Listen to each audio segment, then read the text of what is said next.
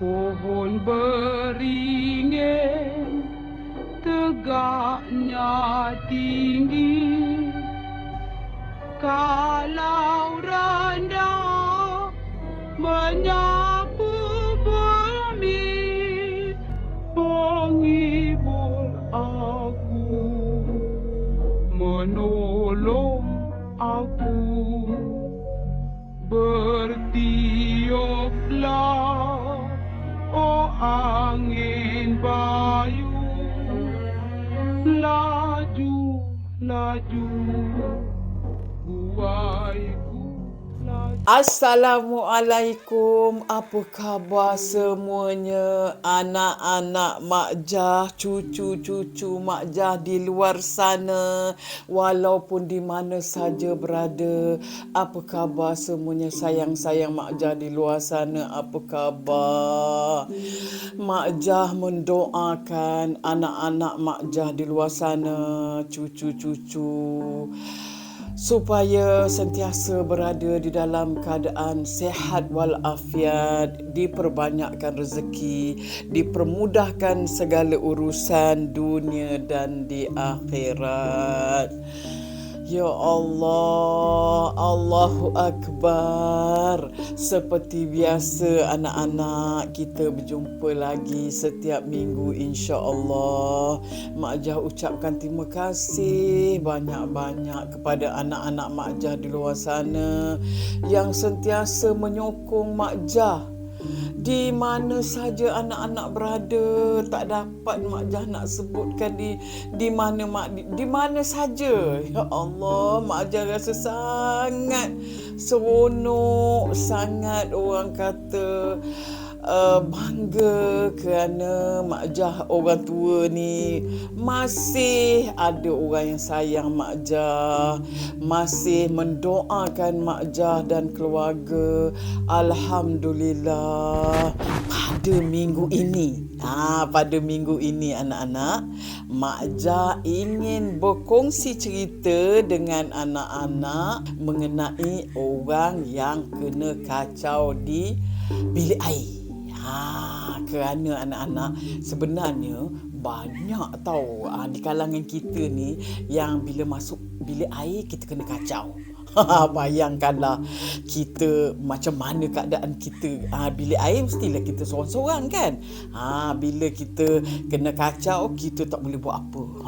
Itulah dianya kan. Ini yang Mak Jah nak kongsikan pada hari ini. Satu cerita ni mengenai pelajar-pelajar. Dia kalau pelajar-pelajar ni kesian tau anak-anak. Diorang ni banyak kena kacau. Pasal apa? Diorang duduk asrama kan. Tapi itulah alhamdulillah lah, orang kata benda-benda macam ni boleh mematangkan diorang lagi kan. Ni budak ni dia cerita ni dah lama dah anak-anak kan. Dia mengenai sekumpulan pelajar ni. Dia tak cakap berapa orang tapi mungkin lebih daripada 3 orang lah. Sebab apa? Dia ni belajar di universiti di Perak. Dia kata dia tak cakap dekat mana, universiti di Perak. Dan diorang ni biasalah kan anak-anak bila nak exam, diorang suka buat study group. Jadi bila diorang kuliah kan, siang tu diorang buat kuliah ada apa, malam-malam tu diorang ada free, masa yang free, diorang pakat ramai-ramai kawan-kawan diorang ni pergi buat study group. Pada malam tu dia kata pada malam yang kejadian ni, diorang buat study group. Diorang teringin nak kelainan sikit. Buat study group dekat perpustakaan. Perpustakaan universiti ni, diorang ni semua duduk dekat asrama tau anak-anak. Dia kata perpustakaan ni dia tak adalah dekat sangat dekat yang tempat diorang duduk ni. Jadi diorang terpaksalah jalan kaki ataupun naik kereta lah. Ada setengah tu kan student tu ada orang yang berada sikit, dia ada kereta, dia naik kereta lah. Jadi yang diorang ni dia kata ada kawan dia seorang ni, bapak dia bagi kereta, jadi diorang naik kereta pergi ke perpustakaan. Jadi diorang pun pergi pergi-pergi. Bila sampai perpustakaan tu, dia orang sengaja nak naik tingkat 3. Tingkat 3 dia kata perpustakaan ni. Jadi dia kata untuk kelainan, jadi dia orang pun mulalah buat study group dia, apa yang patut dia orang nak ulang kaji kan anak-anak. Lepas tu salah seorang kawan ni, yang pencerita ni, dia kata malam tu tak tahu apa dia makan, dia kata dia sakit perut anak-anak. Perut dia dah memulas-mulas, dia kata angin ke apa ke. Dia pun cakap dengan kawan dia, aduh jomlah kita balik, dia kata, sebab I sakit perut ni, dia kata. Kawan dia kata, macam mana kita ni, kenalah ni, tak apalah kau pergi je lah bilik air kat sini, dia kata, tak payahlah nak balik ke bilik. Dia pun tak nak terpaksa lah kan, sebab dah kawan dia kata pergi je lah bilik air kat sini, apa susah sangat. Dia kata bilik air dia jauh ke? Ada bilik air dia, kau keluar daripada perpustakaan ni, kau nampak lah ada tanda arrow dia pergi, ada tandas. Jadi kan kau pergi je situ, ikut je, dia kata. Jadi budak ni dia pun dah tak tahan sangat kan anak-anak kan. Dia pun sakit perut, dia kata. Dia pun terpaksalah pergi carilah bilik air. Cari, dia nampaklah tanda bilik air kan. Dia pun pergilah ikut. Rupanya bilik air dia bukan level yang sama. Bilik air dia kena tingkat bawah sikit. Mungkin satu tangga kot, mungkin satu level ke bawah lagi. Okey, dia pun turun tangga. Dia pun pergilah ke bilik air. Dia masuk bilik air, dia tak tahan. Maklumlah dah sakit mulas kan. Masuk bilik air, dia kata dia terdengar suara perempuan. Suara perempuan menangis. Macam tu lah lebih kurang agaknya kan anak-anak dia dengar. Dia mula dah seram lah. Bukan dia seram apa, dia kata, takut kan apa? Dia takut dia tersalah bilik air. Sudah, dia kata macam tu lah. Mungkin aku ni dah tersilap bilik air kot. Dia kata dah terpergi bilik air perempuan ke apa ni? Dia kata kan dalam hati dia lah. Sudah, dia kata. Tapi dia dah tak tahan ni dekat dalam bilik air ni. Dia pun dengar lagi. Dia dengar perempuan menangis. Macam tu lah lebih kurang. Menangis. Dia kata, ini tak boleh jadi, dia kata. Tapi dia tak berani nak keluar lah sebab perempuan kan. So dia diam kat bilik air. Bilik air ni, dia kata bilik air yang jenis tutup semualah sampai ke atas. Tetapi ni nak jadikan cerita. Tetapi bawah dia ada kan anak-anak yang sejenis bilik air yang dia tak rapat bawah dia. Jadi bawah dia macam gini kan. Ini dia macam ni. Dia boleh nampak bawah ni, kita boleh nampak orang berjalan. Bilik air yang jenis macam tu. Jadi dia pun intai. Anak-anak tahu tak? Dia pun intai tengok dekat bawah anak-anak. Dia nampak orang tengah berjalan. Perempuan tengah berjalan anak-anak. Tetapi dia bukan berjalan macam manusia biasa. Dia berjalan macam tak cicah lantai. Dia nampak macam ni lah. Macam ni kan. Macam tu, kaki saja anak-anak. Dia kata dia boleh nampak perempuan ni pakai gaun, lepas tu berjalan kaki saja macam ni, tak cecah lantai. Lepas tu dia nampak kaki dia pucat besi. Dia kata macam kaki mayat. Budak ni dah menggigil ketakutan. Dia tak boleh tahan dalam bilik air, nak keluar tak boleh. Dia dah terperangkap dalam bilik air. Lepas tu anak-anak, dia dengar perempuan tu menangis sambil berdialog. Tahu apa dia kata anak-anak? Dia pergi cek bilik air kan. Bilik air ada banyak juga, mungkin 7-8 bilik kan. Dalam ialah universiti kan, bilik air pun besar. Bilik air dia kata dia ni gunakan bilik air yang pertama. Jadi banyaklah berbaris bilik air tu sampai ke belakang, ke hujung, ke belah lagi sana. Jadi dia dengar perempuan tu kata, perempuan tu pergi tempat yang ujung sekali. Dia nampak kaki tu berjalan macam tu kan. Pergi ke bilik air yang ujung sambil menangis, sambil cakap, ada orang kat dalam ke? Suara dia macam tu. Ada orang kat dalam ke? Lepas tu budak ni dengar bunyi tolak pintu. Tak ada. Maknanya memang tak ada orang. Lepas tu dia bergerak balik lagi anak-anak ke bilik air yang lain pula sebelah tu. Ada orang kat dalam ke? Pintu bilik air pun berbunyi. Tak ada orang. Lepas tu dia bergerak lagi. Ada orang kat dalam ke? Lepas tu pintu bilik air berbunyi lagi. Sampailah bilik air sebelah budak ni anak-anak. Betul-betul sebelah dia. Dia dah menggigil ketakutan sampai dah terkelung tak boleh nak buat apa. Sebelah pun perempuan tu buat benda yang sama. Dia dah menggigil. Dia dah tahu macam mana. Lepas ni dia mesti pergi dekat tempat aku. Lepas ni dia pergi tempat aku. Dia dah macam tu. Betul anak-anak. Lepas tu perempuan tu berjalan. Dia pun ketuk pintu bilik air tu kan. Ada orang kat dalam ke? Dia cakap macam tu. Budak lelaki yang di dalam, dekat dalam ni tak boleh buat apa-apa. Dia tahan pintu macam ni sambil badan dia membongkok. Dia takut benda tu tolak kan. Dia tahan macam tu sambil mata dia memandang ke bawah. Anak-anak tahu apa dia pandang kat bawah. Dia nampak rambut perempuan ni panjang. Di bawah tu perempuan ni tengah menjenguk dia dan rambut dia yang orang kata dah berserabai jatuh tu, bila kita tunduk kan rambut kita jatuh. Dia nampak rambut dengan muka perempuan tu tengah mengintai menengok dia. Muka yang macam mayat pucat besi. Memang sangat menakutkan. Dia kata budak ni memang dia tak tahan lagi dah. Dia tak peduli nak jadi apa, jadilah dia kata. Dia buka pintu, dia lompat, dia terus berlari. Dia terus berlari keluar daripada bilik air. Dia keluar, kena naik tangga balik lah kan, nak pergi ke perpustakaan tu.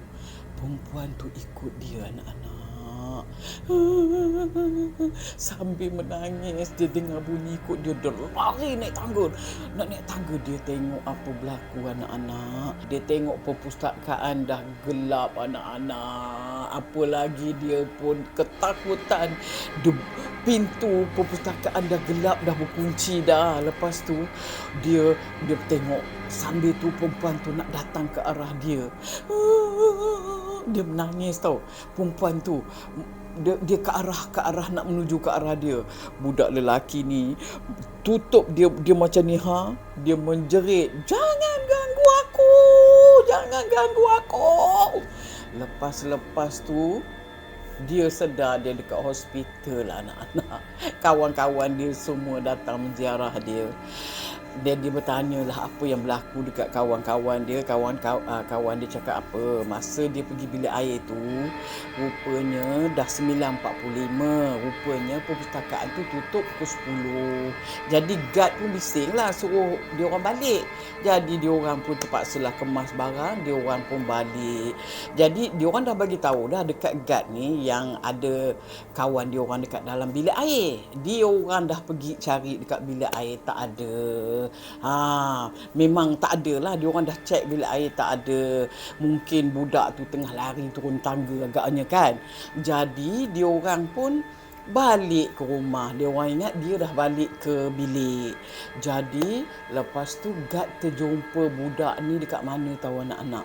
Dia terjumpa budak ni betul-betul depan pintu perpustakaan. Dah pensan dekat situ, badan dia panas.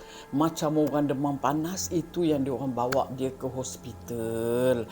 Jadi itulah ceritanya budak ni. Memang orang kata kalau cakap bahasa orang muda-muda, memang kau kena kacau malam tu. Memang nasib dia tak baik betul lah, dia kata malam tu. Dia kena kacau betul-betul. Jadi itulah cerita budak ni. Mak Jah nak cerita lagi satu cerita. Ini cerita anak Mak Jah, Mikael Andre, Mikasan. Mikael dia masa terlibat dalam filem Hijab.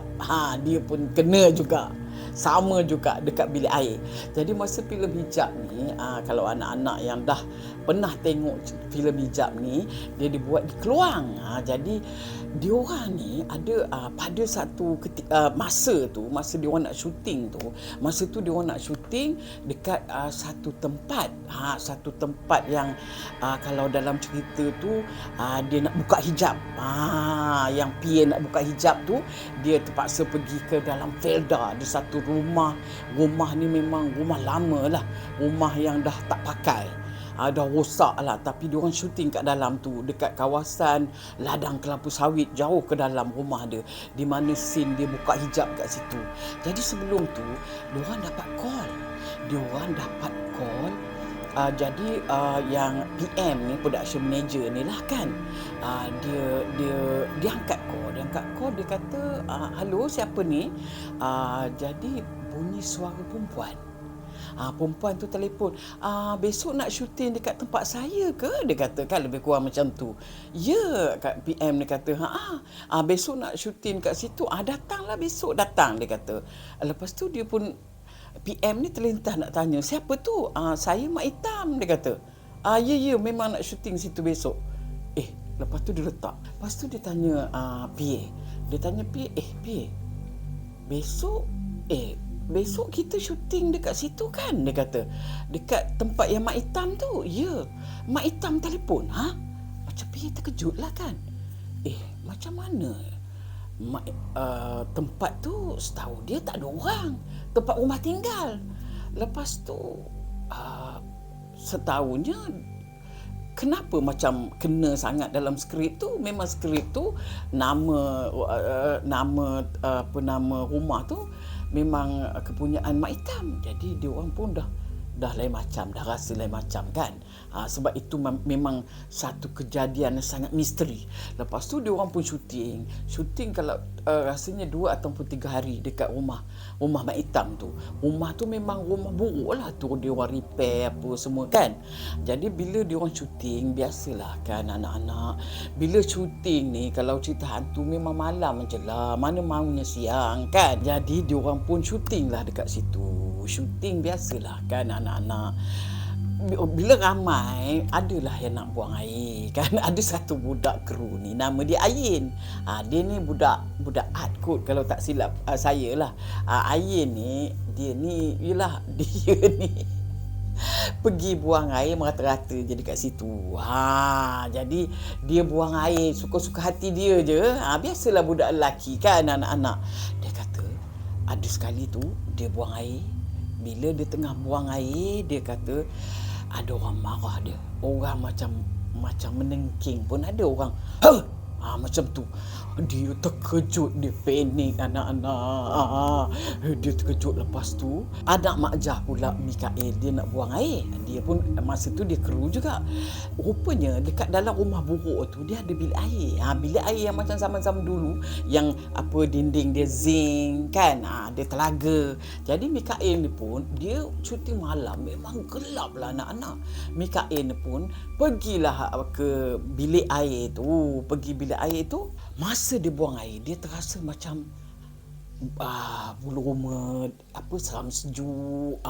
Bulu roma macam naik aja kan, macam tak berapa nak sedap aja. Dia rasa macam banyak orang tengah tengok dia kata.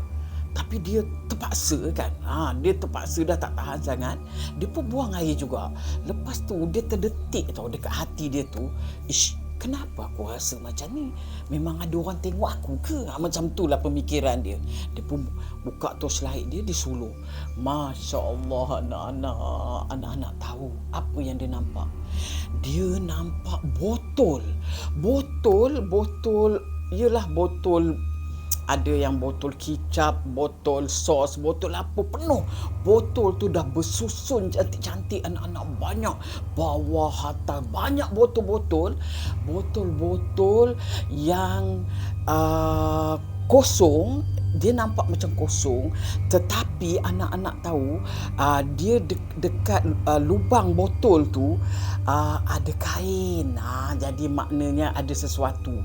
Botol yang kosong tapi diikat dengan kain berwarna kuning dan merah. Mikael kata yang banyak dia warna merah. Warna kuning pun ada juga banyak, dia kata. Disusun elok-elok. Atas bawah bersusun.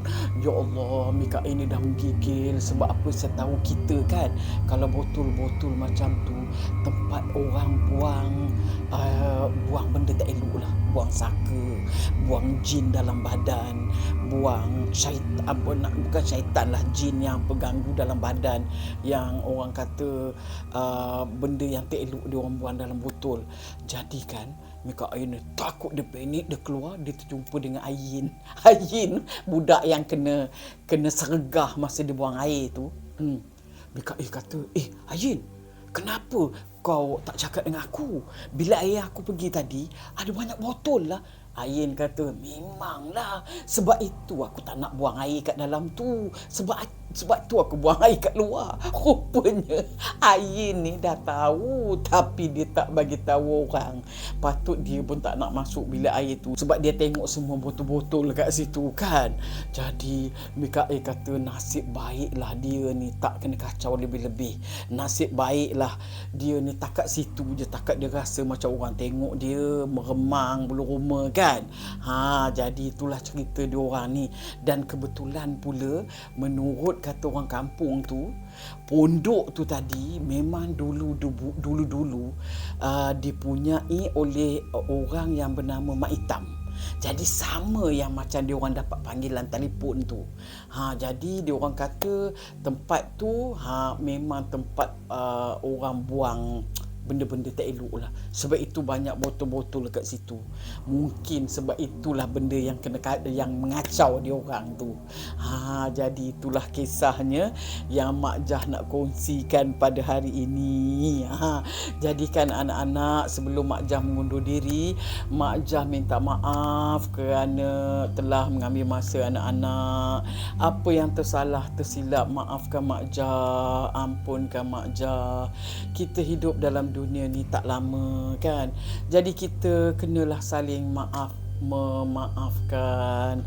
Jadi apa pun, Mak Jah sentiasa tahu anak-anak, sentiasa mendoakan anak-anak di luar sana supaya sentiasa orang kata dalam keadaan dijaga oleh Allah di mana saja anak-anak Mak Jah berada. Sehingga di sini saja perjumpaan kita kan. Sehingga kita berjumpa lagi di minggu hadapan, tahu anak-anak, insya-Allah. Satu pesan Mak Jah, hidup di dalam dunia ini jangan leka ya anak-anak, kerana ada yang memerhatikan kita setiap masa.